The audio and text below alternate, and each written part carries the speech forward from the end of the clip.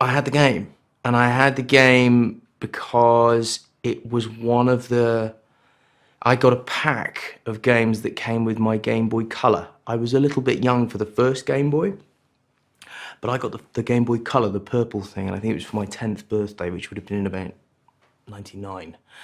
And Tetris was one of the games that I played. So I knew it from that. It's obviously such a staple and an iconic game in the gaming community, and that was my first introduction to it. My character, Henk, is a Dutch-born American publisher of games who, at the point at the start of the film, was residing in Japan with his family. And he basically discovers the game at a sort of a games fair in Las Vegas and is immediately able to see its potential. And so he sets about on this kind of mission really to secure the rights, and over the course of the story he learns about the imminent release of Nintendo's Game Boy, has the idea to package the game with Game Boy. So it's this sort of moment, it's this kind of incredible story that sort of happens at this moment of cultural zeitgeist really for this game, and Henk is a kind of affable, larger than life kind of cowboy figure really, who kind of goes out on a limb to make his fortune and get the rights to Tetris. He and I spoke, as I said, over Zoom, as is the way that you speak to most people these days in, early 2021, to anyone who's watching in the future.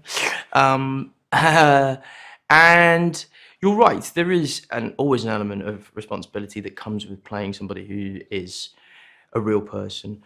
But it is always a story. It is always a story informed by real events. A lot of what happens in the movie is real, but as ever, it's a film. And for the purposes of storytelling and structure and it being entertaining, there is always some liberties taken. But I personally, for my part, I always just feel if you seek to humanize somebody and make them relatable and three-dimensional, then you are doing them the right service, I hope. To anybody who knows anything about acting and theatre, Russia is kind of the mecca for a lot of schools of thought about acting, and any actors that have undergone any training that's based on the work of Stanislavski, it's obviously held in high regard the world over, but nowhere more than Russia. And it really, really shows in the work that those guys churn out, Nikita, who I love, is just such an incredible performer, so kind of alive and available and has such a great facility of warmth. And I think he, more than anyone, is the heart of the film, really, and has a real kind of quiet dignity to him. And then you have, people like, Oleg, who has this incredible experience and such a rich history of great work, and he's just such an amazing craftsman. It's been such a pleasure to watch him work. And then there's, you have Igor and Sofia and everybody else all doing wonderful supporting work too. So it's been an amazing experience working with this cast. A couple of great suits, this one being the hero one.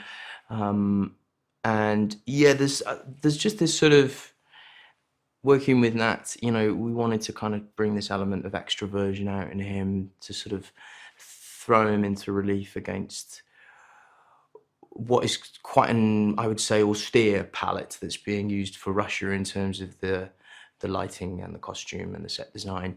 And it's just to sort of create this sense that Henk is of the other, really, and is kind of westernized and is a stranger and an alien in this land. And then in terms of hair and this thing, and I'm a little bit rosier than I normally am, that's all largely informed by Henk's actual aesthetic. This is pretty near to how he styled himself at the time, which is great fun because it's so far removed from me, and that's always a great pleasure. And Jan S was amazing in helping me build this look. I think it defines a real moment in the lives of people who are anywhere between, I would guess, kind of, I don't know, 35 and 60, really. I'm sure everyone remembers that happening, and it's probably a lovely way of kind of sharing that moment of somebody's past with their children. And I think I think the reason audiences will enjoy it are probably the same reasons that Matthew Vaughn likes to try and put these things together. It was a sort of colourful, larger than life period of time where people did sort of make themselves look like this and kind of did wear crazy, kooky, big shoulder, you know, and it's fun. There's something very sort of sensory and extreme about it that makes for great viewing. That's just from an aesthetic perspective, but then you've also got this mad story that's kind of remained fairly hidden for the past 30 years, despite the game being so popular. So it's quite exciting to think that the sort of backstory to this cultural phenomenon will finally get its moment in the sunlight, as it were.